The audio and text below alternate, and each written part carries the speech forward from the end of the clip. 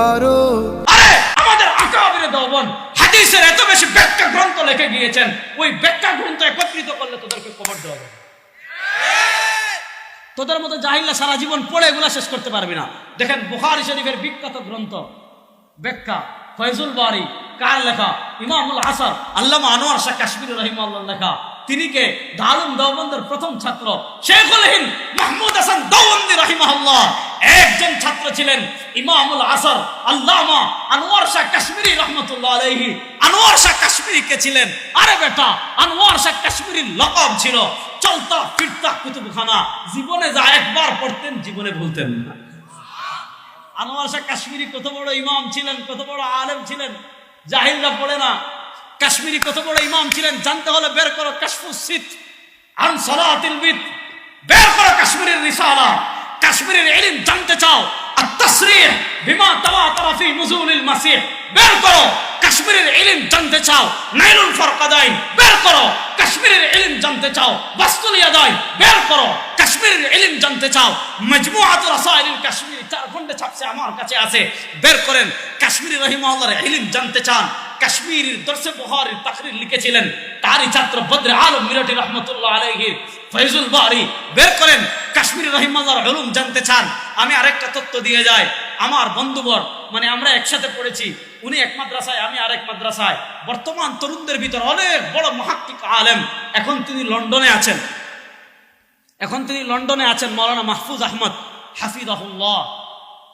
তিনি 2 মাস 3 মাস আগে বাংলাদেশ আসছিলেন, আমি এয়ারপোর্ট গিয়েছি, তাকে রিসিভ করেছি, আলহামদুলিল্লাহ অনেক কথাবার্তা হয়েছে। এখনো তিনি লন্ডন আছেন, অনেক বড় মুহাক্কিক আলেম, অনেক কাজ করছেন।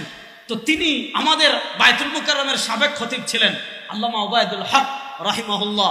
তার বাবা ছিলেন আল্লামা জহুরুল হক রাহিমাহুল্লাহ। তিনি হাকিমুল উম্মত মুজাদ্দিদে দ্বীন ও মিল্লাত আল্লামা আশরাফ আলী থানভী রাহিমাহুল্লাহ খলিফা ছিলেন। আবার ইমামুল আসর আল্লামা আনোয়ার শাহ কাশ্মীরি রাহিমাহুল্লাহ ছাত্র ছিলেন। তো উনি কি করেছেন? কাশ্মীরি রাহিমাহুল্লাহর আবু দাউদের দর্স লিখেছিলেন। ওই আমাদের মাহফুজ ভাই এটা তাহকিক তালিফ করে আল আমালি আলা সুনানি আবি দাউদ। কাশ্মীরি রাহিমাহুল্লাহর দর্সগুলো নতুন করে ছাপছে। আজকে যারা বলো দেওবন্দির হাদিস জানে না, তাকে বলবেন দেওবন্দির হাদিস জানে কি জানে না? কাশ্মীরি রাহিমাহুল্লাহর রাসাইলগুলো বের করো, দেওবন্দির হাদিস জানে কি জানে না?